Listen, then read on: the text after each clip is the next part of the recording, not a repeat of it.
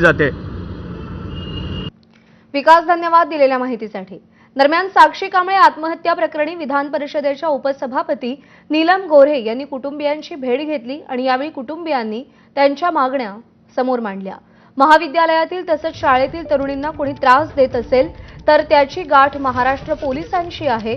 अशा पद्धतीने त्रास होत असेल तर तात्काळ पोलिसांकडे तक्रार करावी असं आवाहन गोऱ्हेंनी केलं।